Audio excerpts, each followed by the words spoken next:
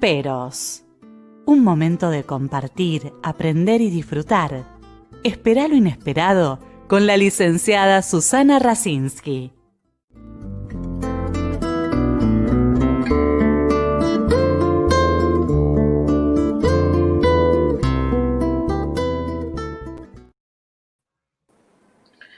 Muy buenas noches. Hoy tengo el agrado, el honor de tener una compañera, una amiga y una motivadora de que escribamos y que no sabemos cómo hace para estar en tantos lugares y seguir escribiendo y agrupándonos y hacer que en esta pandemia no nos sintamos solos. Que esto forma parte del tema que hoy vamos a hablar, ¿qué hacemos después de la pandemia con el psicoanálisis? Bienvenida, Hilda.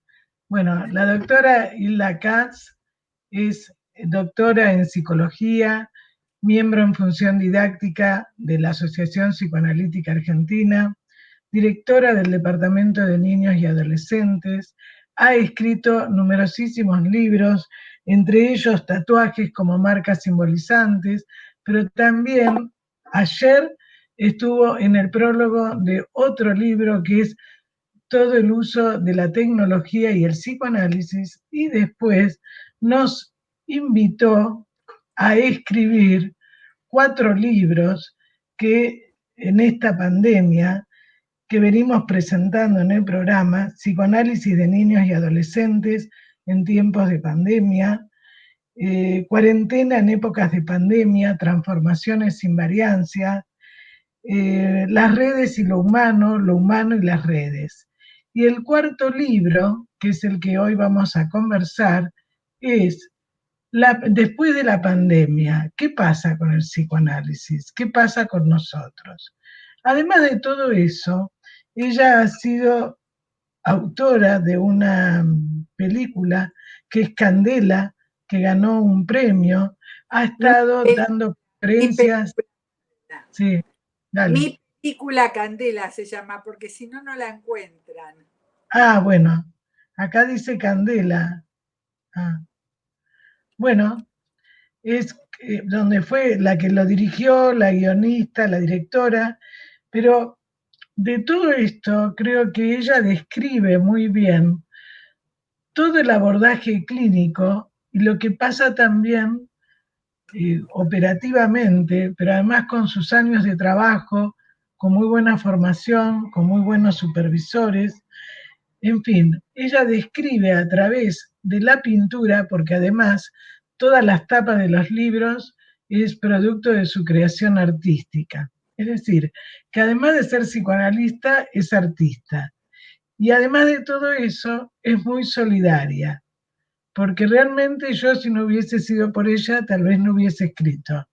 Pero bueno, ella, como a tantos de nosotros, nos invitó a participar de los libros, nos valoró nuestro trabajo clínico en esta pandemia, y además de todo eso, se le ocurrió la idea de que todo lo que surja de la venta de los libros se done al Hospital Hadash de Latinoamérica. Y les voy a leer, yo lo escribí, una nota de agradecimiento.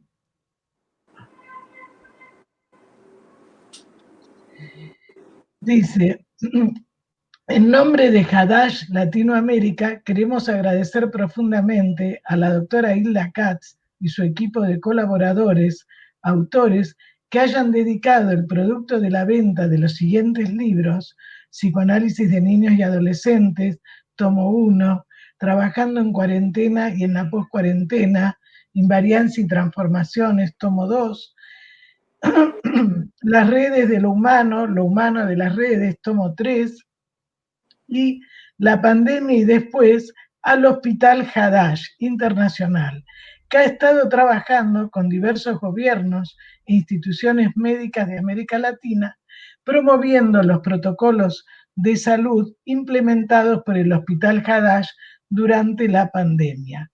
Vuestro apoyo ha sido aplicado a la investigación en la lucha del COVID-19. Atentamente, Ethel Feinstein, que es la representante de Hadash Internacional. O sea que seguir los lineamientos, como te dije en algún programa, de tu padre, ¿no? Y de varios de nosotros. Porque, bueno, tu padre, comentá si querés. Porque nuestra historia también nos marca, ¿eh? El rumor de la historia siempre está presente. Y yo pensé que el rumor de la historia es la historia que estamos viviendo ahora con la pandemia, atravesando la pandemia, y que había que dejar testimonio de ese rumor. Por eso invité, convoqué a muchos colegas como vos, implicados en la tarea, comprometidos profundamente, que esas serían las enseñanzas de los padres, ¿no? Comprometidos con la solidaridad, con la justicia y, digamos, con el amor a la vida, sobre todo.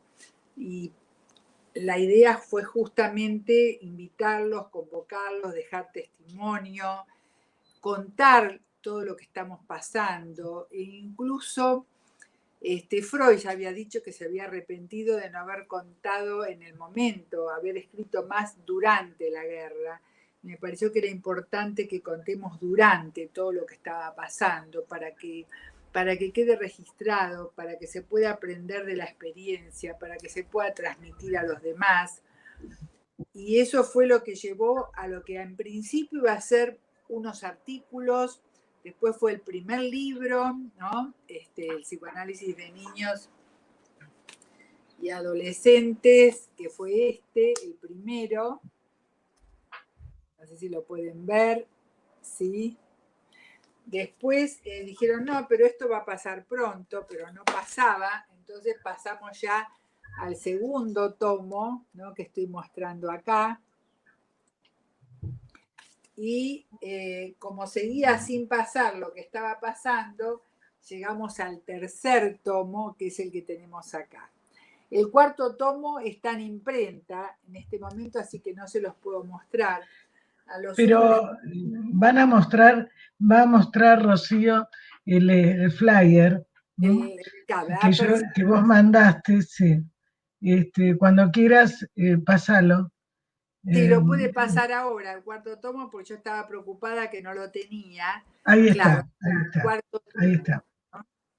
Que ahí ya directamente está Freud sacándose el sombrero, nos está felicitando por el trabajo realizado, como diciendo es para sacarse el sombrero.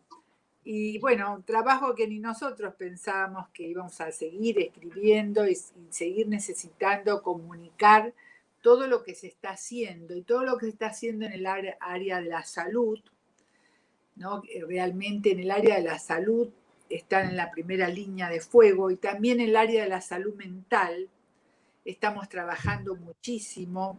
Por ahí todavía no nos damos cuenta ni nosotros ni la sociedad de la importancia que tiene el trabajo que estamos haciendo en el área de la salud mental, y que se puede observar y ver a lo largo de los libros, donde cada autor va aportando algo de su experiencia, va dejando testimonio de lo que está haciendo, y que nos ayuda a todos el poder compartirlo.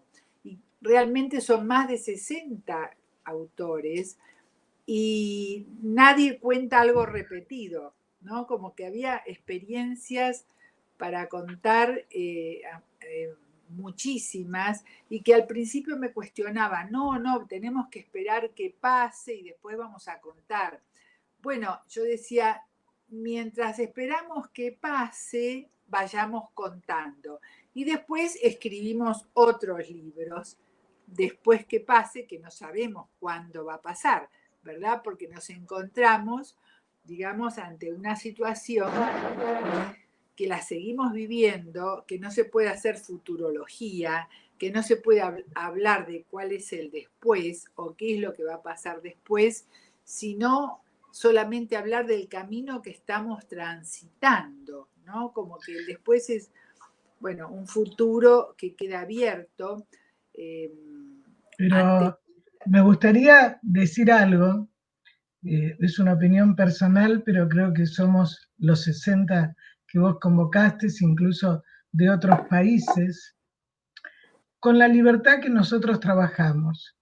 porque justamente todos los artículos son diferentes, porque no son experiencias maquilladas. Es todo lo que nos pasó y nos pasa en este momento.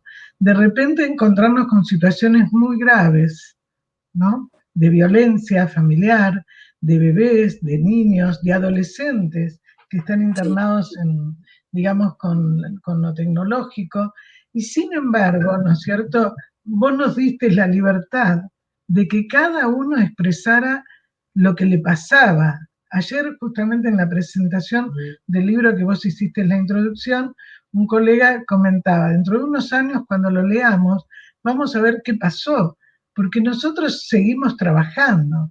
Entonces creo que lo importante, que así como vos escuchaste todas las voces nuestras y nosotros nos escuchamos entre nosotros cuando se presentan los artículos, que no es lo mismo leerlo cuando los escuchamos, ¿no? Que siempre, digamos, aportamos, nos aportan, se discute, pero todos hablamos de lo que nos pasa y de lo que le pasa al que estamos escuchando. Y creo que es muy importante, porque cuando uno dice la escucha analítica, ¿cuál es la diferencia de nuestra escucha con otras, con otros, ¿no? Porque vos nos diste esa libertad que yo creo que es muy importante en la sociedad, que no hay en este momento. Yo en el último libro, en el artículo, que leía a Freud 1915 en el artículo de La guerra y la muerte, y es tan actual como la carta de Einstein, ¿no es cierto?, con él, pero él decía, cuando nos obligan, cómo de alguna manera nos obnubilan, nos sofocan, y vos, como directora de los libros y del departamento, nunca hiciste eso. Creo que yo realmente lo destaco porque me parece que todos nos sentimos muy acompañados, porque después incluso cuando se leen los artículos que se discuten, se aportan, y creo que eso es muy importante para lo que vamos a desarrollar ahora, que sería qué pasa después de todo esto con el psicoanálisis, porque qué está pasando, ¿no? ¿Qué es lo que es invariante, como decía Freud, como vos decías que él se arrepintió de no escribir más, pero bueno, él tenía que armar su teoría, discutir, si estaba con unos, estaba atacado por los científicos, por los religiosos, como decíamos la semana pasada, era muy difícil. Entonces, creo que es muy valioso, digamos, ver cómo la gente, aún en pandemia, la seguimos ayudando a estar mejor, ¿no? Sí, eso había que testimoniarlo, porque como yo siempre digo, la memoria es flaca, hay que dejarlo por escrito, ¿no? Que se ha hecho mucho en el momento necesario, en el momento de la angustia, ¿no? A este cuarto libro a mí le puse, digamos, este título, ¿no? La pandemia y después, 3 puntos suspensivos, como abriendo los puntos suspensivos de qué después estamos hablando, desde una mirada psicoanalítica, donde a lo largo del libro, digamos, vamos todos contando las experiencias, incluso colegas de otras latitudes que se fueron sumando a los libros, y justamente en relación a ese después, la importancia de tener en cuenta las profundas angustias paranoides que despierta toda esta situación, los estados de perplejidad y sobre todo de que estamos frente a un mar de incertidumbres, la angustia depresiva respecto a las pérdidas que no se pueden negar, las pérdidas de vidas humanas, las pérdidas de trabajo, las pérdidas económicas, las pérdidas de las maneras de ser en el mundo, que tampoco sabemos mucho cómo van a ser, cómo van a seguir, también significa como duelos. Y de todo aquello de lo cual hay que contarlo, ¿no? Y hay que testimoniarlo, la importancia de testimoniarlo. También empezar a entender que no podemos hablar tanto de un después, sino de la importancia de hacernos a la idea de la convivencia con el virus, ¿no? Es decir, que no, por tiempo indeterminado, que no sabemos por cuánto, hasta dónde o por siempre.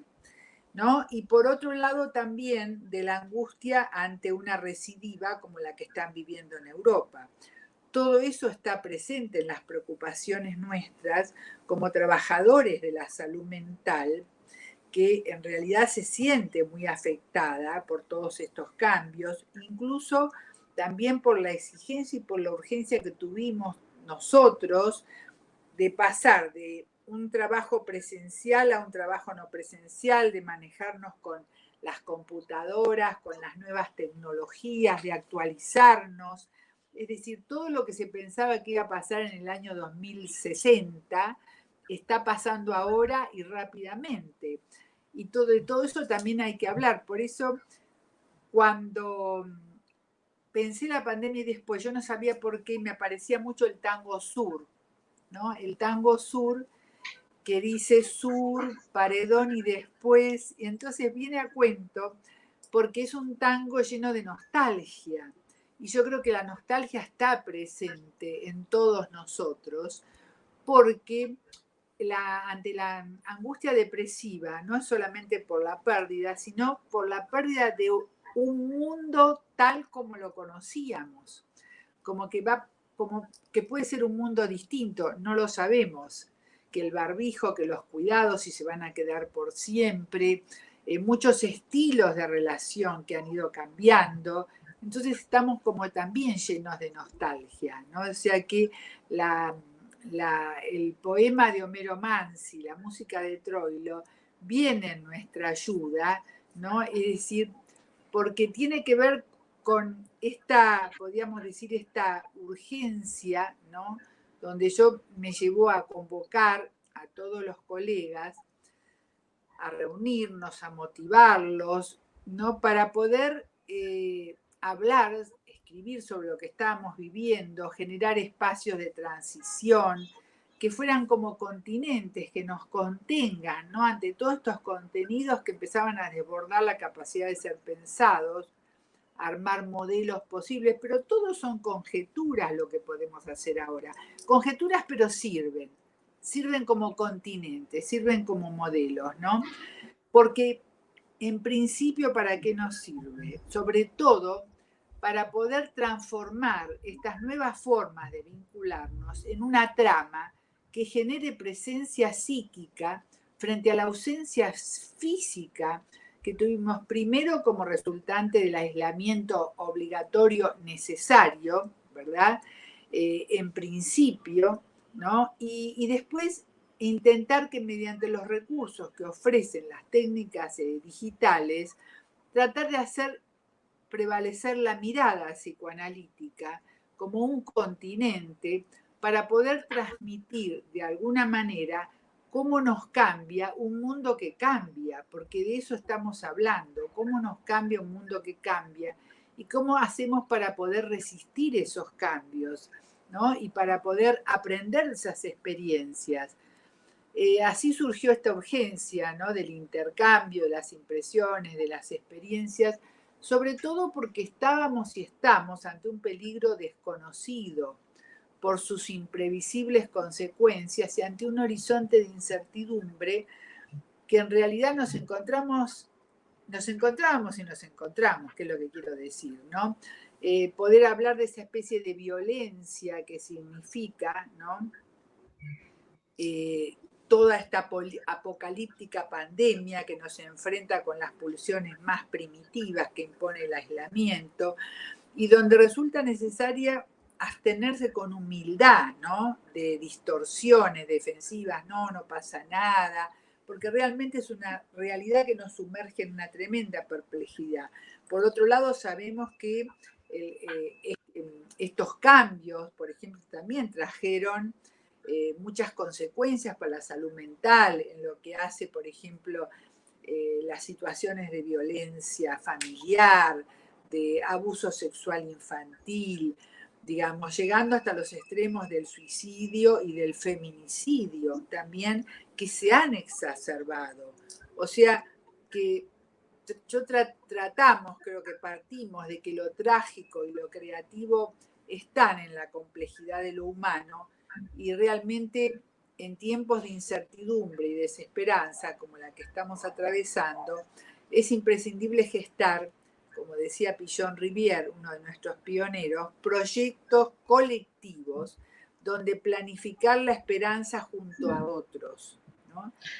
Bueno, yo creo, y lo pongo, ¿no?, en el artículo, vos me conocés, somos varios, en este momento creo que toda la gestión de ustedes de APA fue muy comprometida con lo social, desde vos, digamos, desde el departamento, que vino gente que aunque no era de APA, se le abrió las puertas, y lo mismo pasó, digamos, con la red gratuita y con muchas cosas, porque yo considero que el psicoanálisis, el futuro del psicoanálisis, aparte de lo individual, tiene que estar, como decía Freud, ¿no?, que en la constancia de la unión de los pueblos se logra, digamos, poder cambiar y transformar.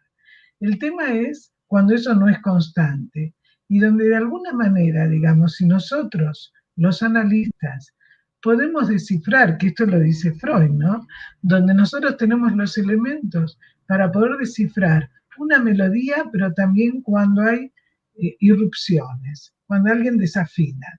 Entonces, ¿por qué esto no se aplica, digamos, en las instituciones o con la gente que está en el poder? Lo que vos decías recién, el inconsciente colectivo, nosotros tenemos elementos. Lo que pasa es que es muy difícil, porque así como nosotros podemos descifrar qué es lo que está pasando en este momento, donde por ahí llama a la gente muy desesperada, muy mal, y nosotros no sabíamos. Tenemos pacientes que nunca los conocimos presencialmente. Y sin embargo, Exacto. digamos, se sienten apoyados. Esto a nivel mundial, ¿no? Tenemos colegas que han escrito unos libros de México, de Madrid, de Italia, de Londres, de Estados Unidos. Bueno, es multifacético todos los autores que hay. Por eso me parece que es muy rico lo que está escrito, porque, digamos, todos sentimos que el psicoanálisis sigue vigente. Es decir, donde va a haber el cambio del encuadre, que ya lo vemos con los chicos, ¿no? De repente un niño que me presenta toda una representación con sus juguetes, no con los míos, aunque yo los tengo. Y Claro. de repente, ¿qué hago? ¿No juego? ¿Cómo juego? Y bueno, es un desafío.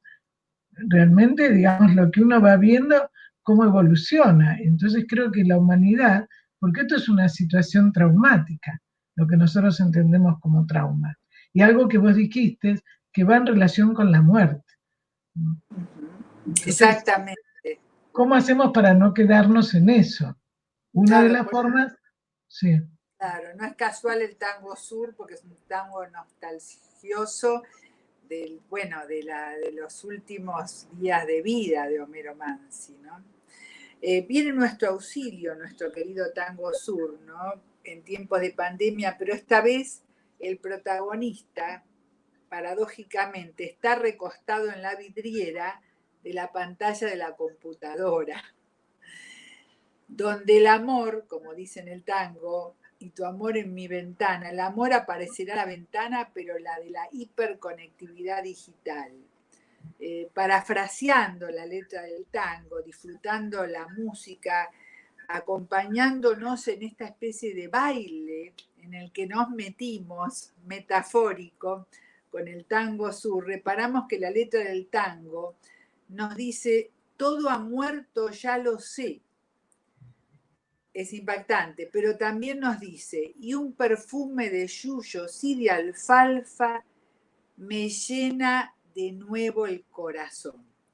Es como si se vislumbrara un porvenir absolutamente incierto, desde cuya inermidad quizás puedan escucharse los acordes musicales de la idea de un porvenir posible.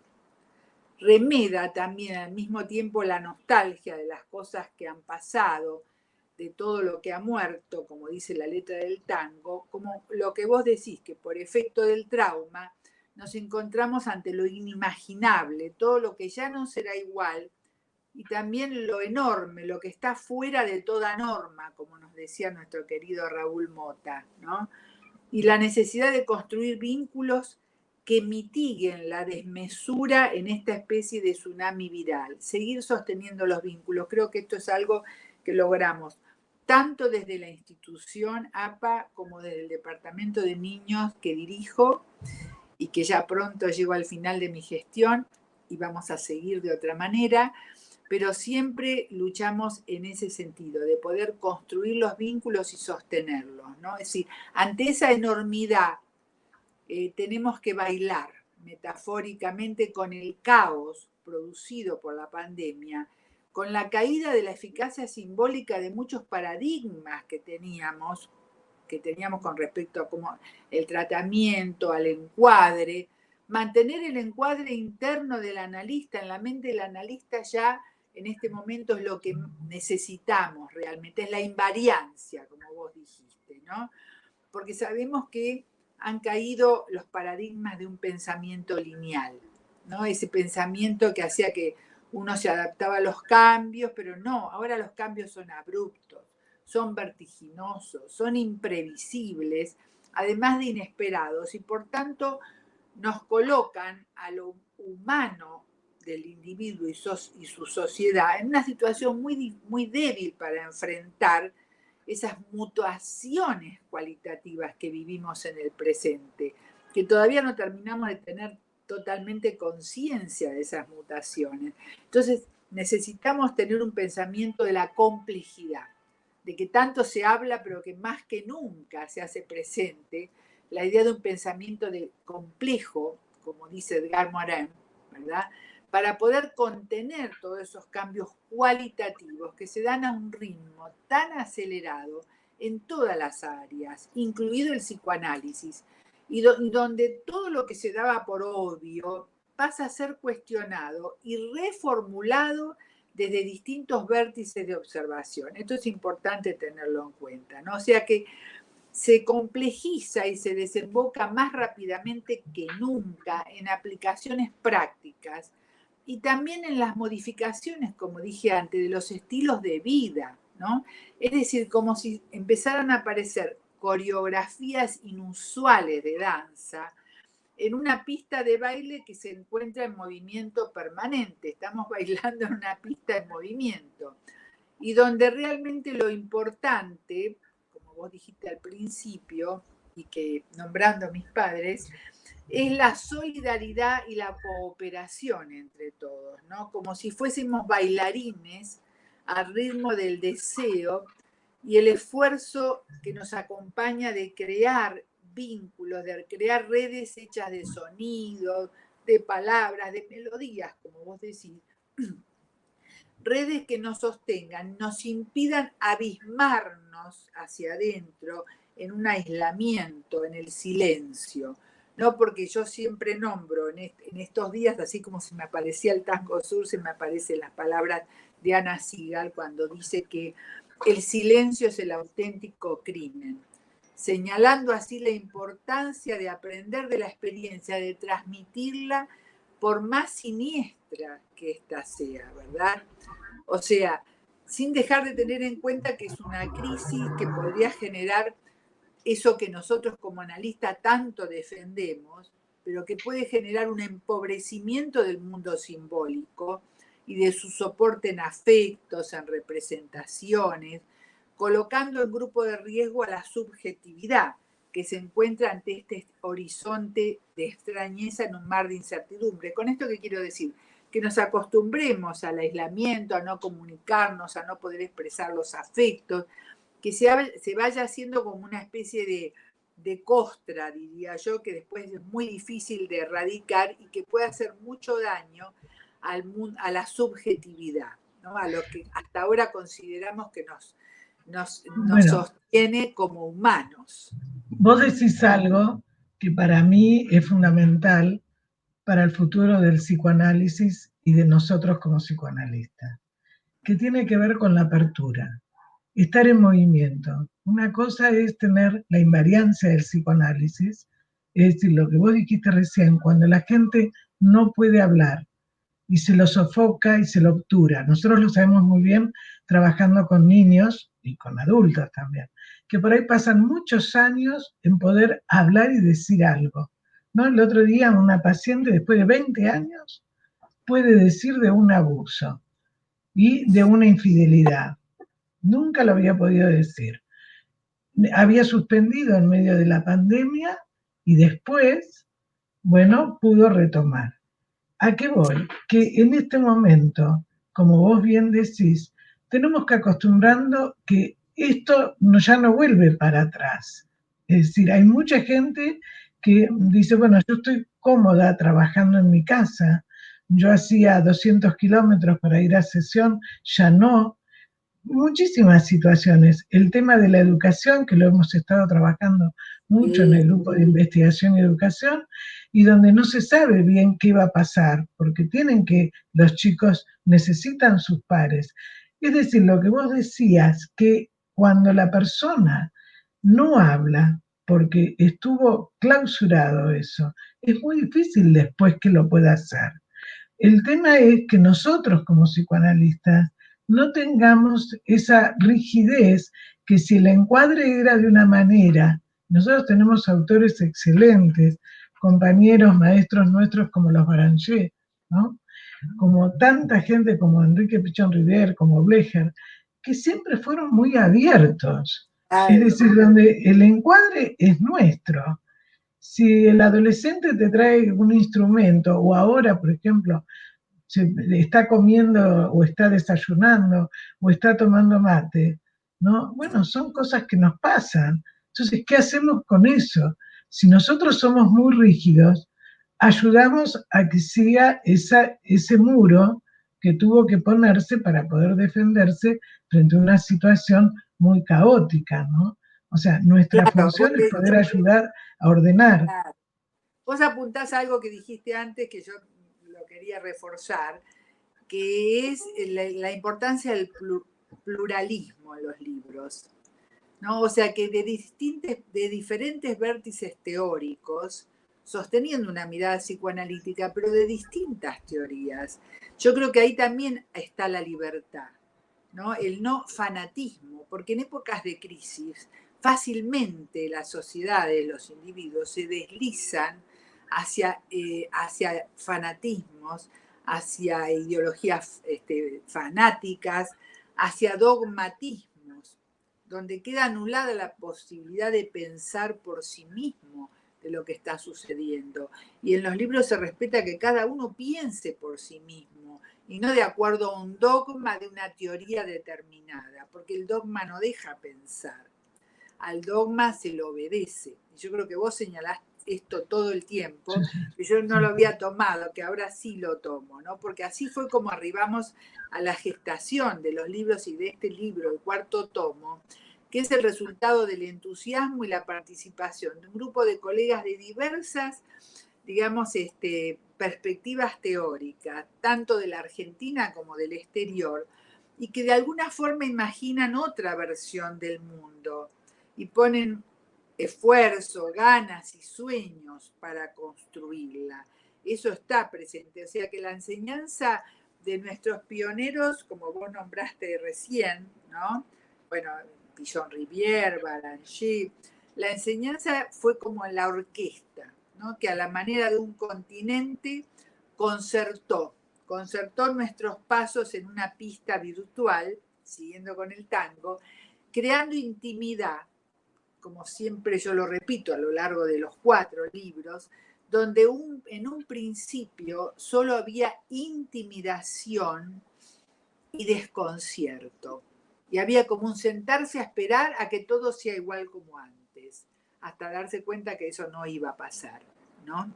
Y así fue como nos obstinamos, porque fue una obstinación que tuvimos entre todos en transmitir nuestras experiencias como si fueran, siguiendo con la música, acordes complejos para ir entretejiendo tramas que no sostengan los pasos, estos pasos muchas veces temblorosos que dimos y que damos, y nos acompañan en este estado de duelo y de aflicción global que no se lo puede negar, ni desconocer, ni desmentir, mediante la arrogancia y la estupidez consecuente, por supuesto, ¿no?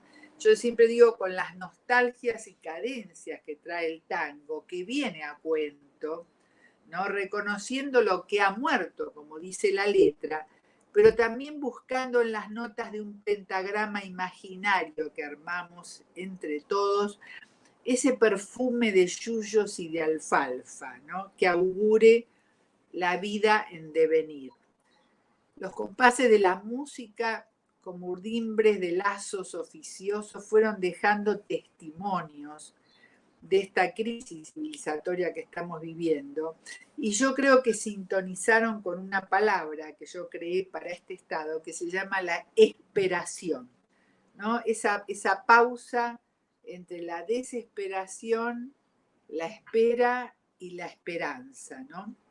Para poder musicalizar con palabras que creen presencia, que se transformen en canciones, que nos traigan ese perfume, como digo yo, que llena el corazón, ¿no? Ese perfume que nuevamente llena el corazón y nos trae la perspectiva de la vida en devenir. Por supuesto, todo esto sin dejar de reconocer el pesar de todos los nombres de los seres queridos que se fueron, que quedaron, como dice el tango, flotando en el adiós, en ese adiós que tampoco le pudimos dar en el momento de la despedida final, ¿no? Y que incluye también la propia fragilidad psíquica nuestra, cultural, social, a pesar de lo cual se inaugura, creo, una nueva era, ese después en la era de lo desconocido, con fronteras complejas y horizontes inciertos, pero con la esperanza de que el futuro no sea cancelado, ¿no?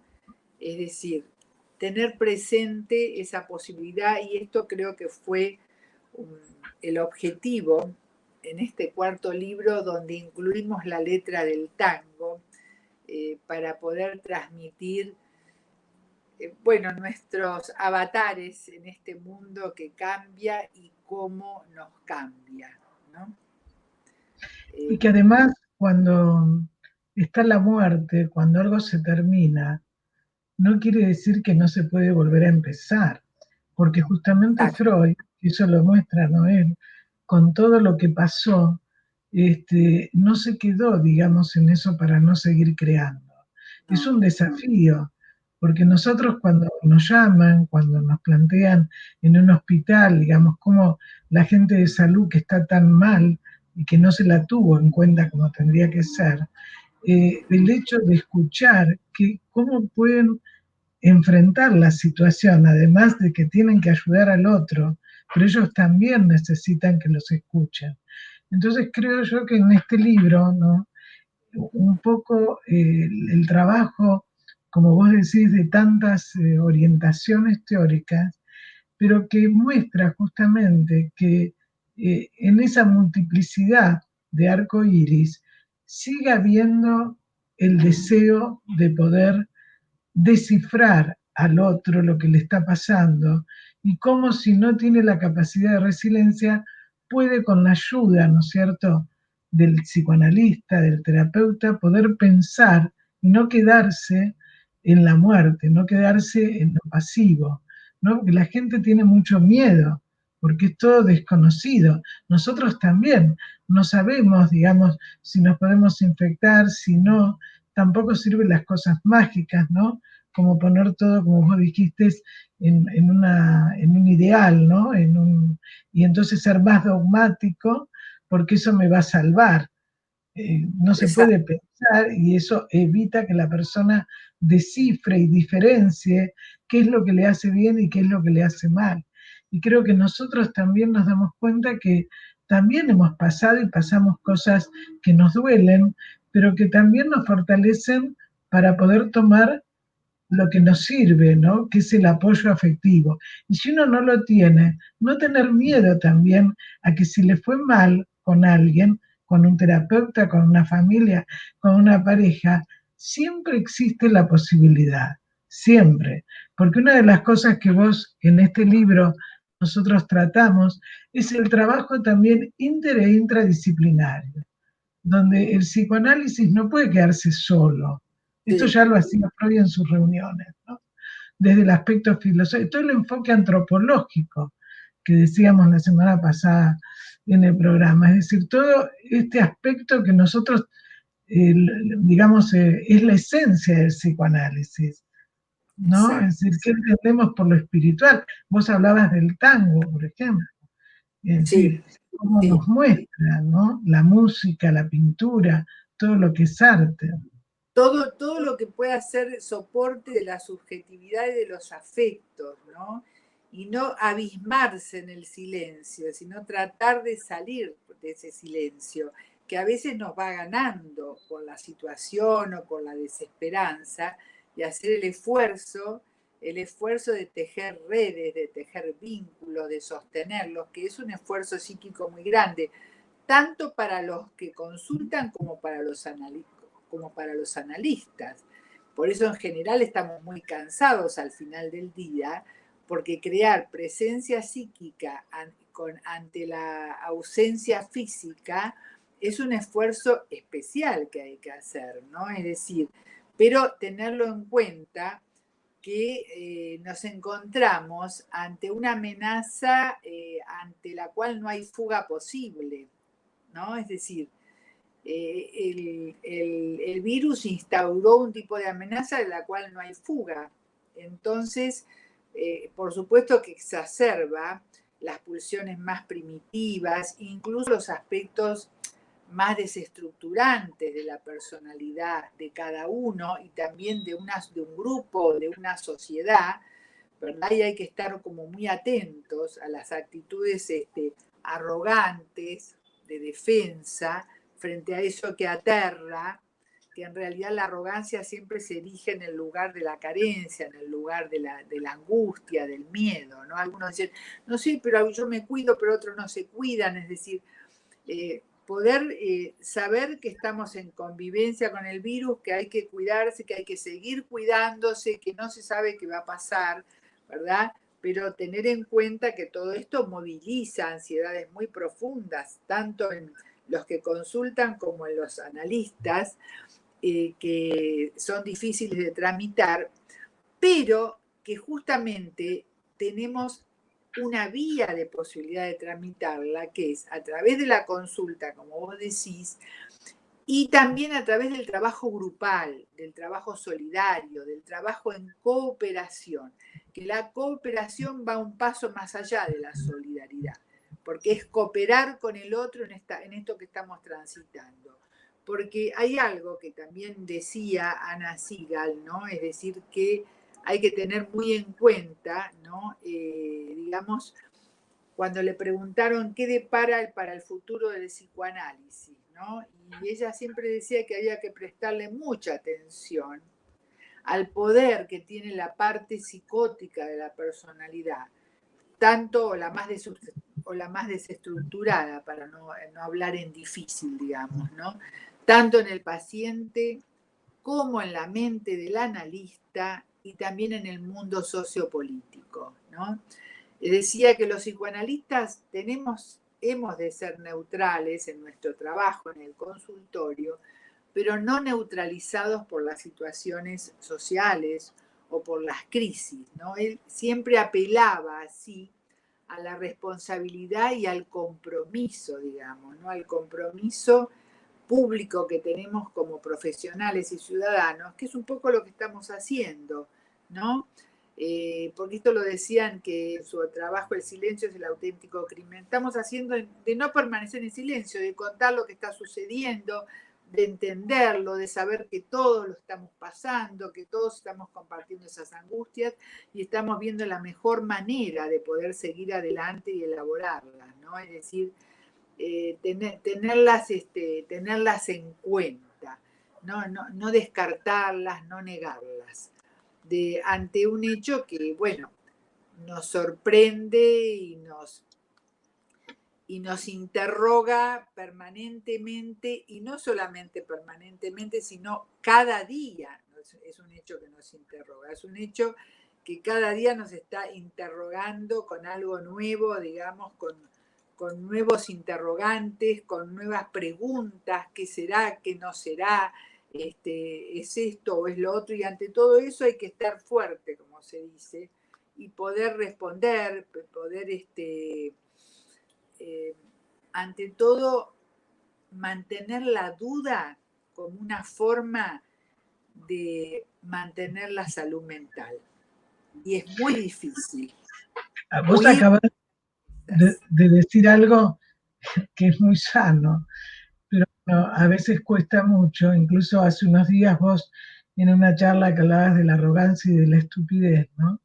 Es decir, frente a situaciones que generan mucha angustia, la persona tiende, como vos dijiste, a conductas muy primitivas defensivas, entre ellas la defensiva y la psicotización, ¿no?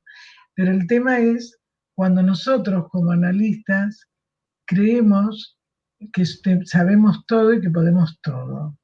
Entonces, realmente, digamos, eso es muy peligroso, porque una cosa es cuando incluso la gente te proyecta situaciones para que vos te hagas cargo, ¿no?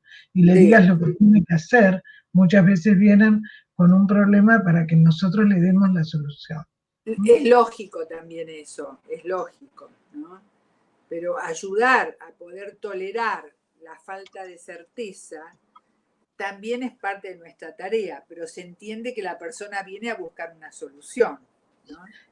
Claro, pero cuando vos le vas explicando que si no sabe qué hacer, no es que sea un tonto, un infeliz o lo que fuera, o sea, forma parte de la estructura psíquica, ¿no? La persona se alivia y nosotros también, porque también a veces uno puede caer en esa cosa de demanda, que a veces son situaciones de verdad de mucho riesgo, y uno necesita la ayuda de un colega también, de un psiquiatra, de un médico, ¿no?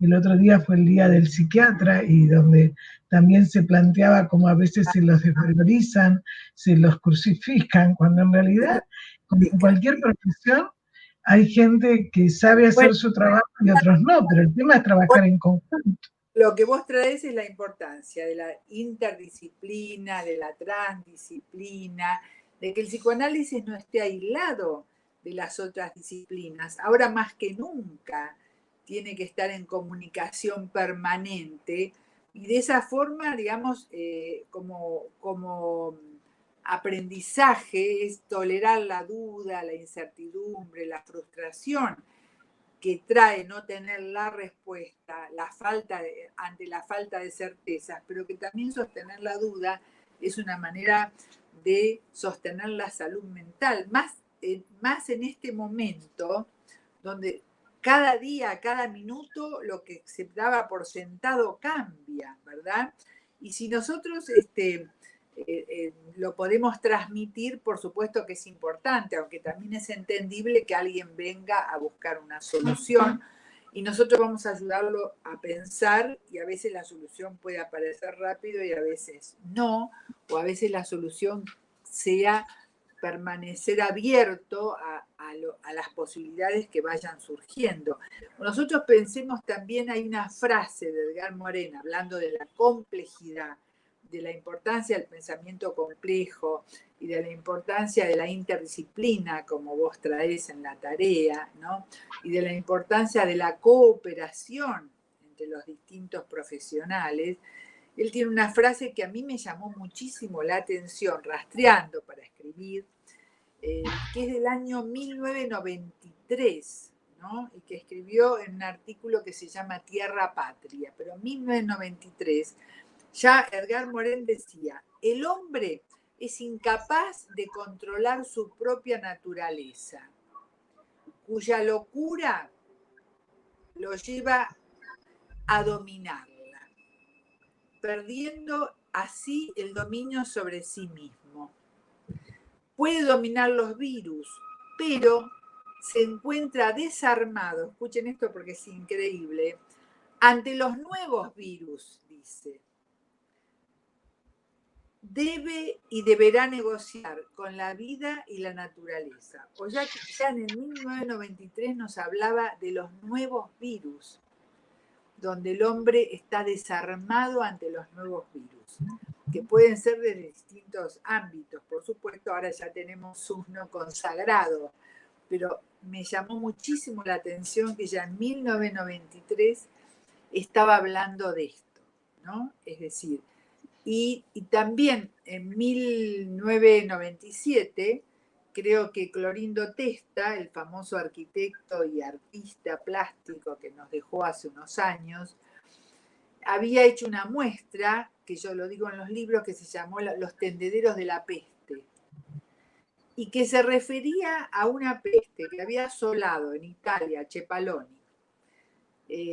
Había asolado en Italia en el siglo, si no me equivoco, 16, que sería la peste negra, y que vuelve a aparecer 3 siglos después, y en el 3 siglos después, en el siglo XIX y XX, principios del XX, y había diezmado toda su familia y todo el pueblo. Y entonces su pueblo, el pueblo de sus antecesores, y cómo el rumor de la historia seguía presente y el dolor, que lo lleva a hacer una exposición que se llamó Los tendederos de la peste, donde él tiende sus cuadros como en tendederos, ¿no?, de ropa. Y entonces decía, cuando la peste se fue, la gente lavó su ropa, pero las marcas, los rastros del dolor permanecían en sus rostros.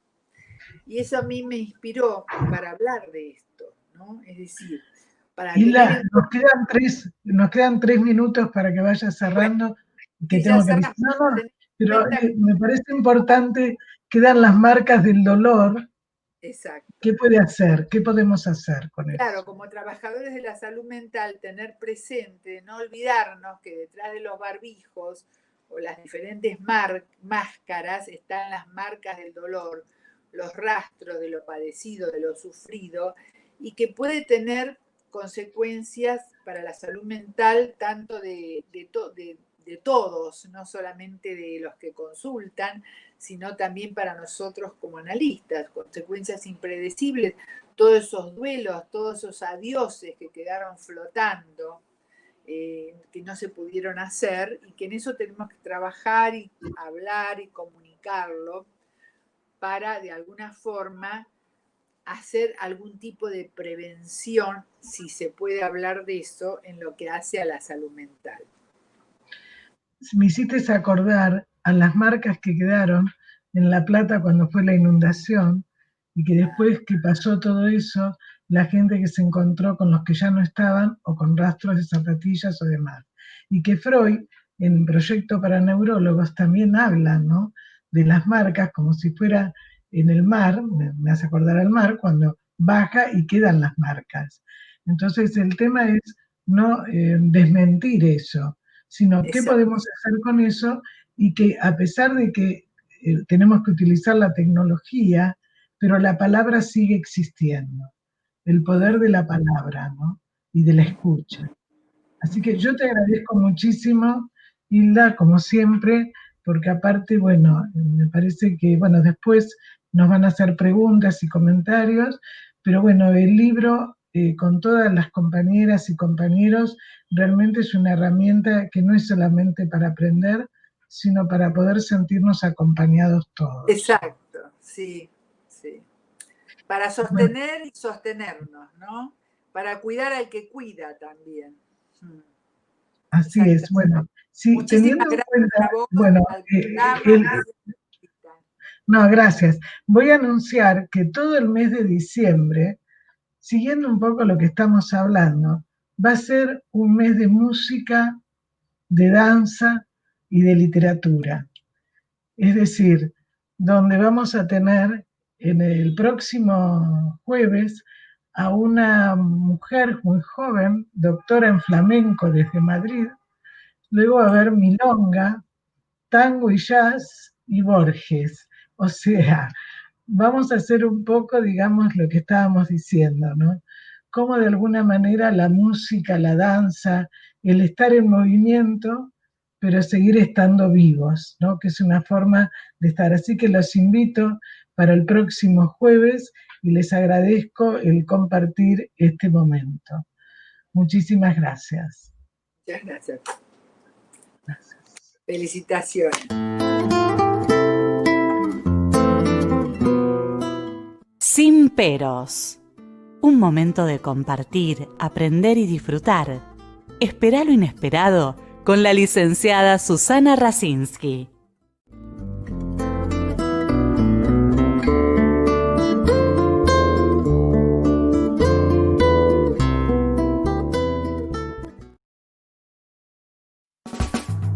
Estás escuchando La Propuesta Radio. Estás escuchando La Propuesta Radio. La Propuesta Radio. Tu mejor compañía. La Propuesta Radio. Tu mejor compañía. La Propuesta Radio. Tu mejor compañía. Sigamos juntos. Estás escuchando La Propuesta Radio. La Propuesta Radio.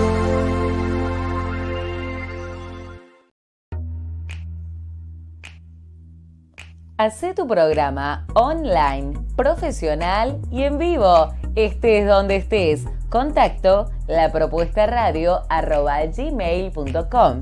WhatsApp 11 40 58 78 54.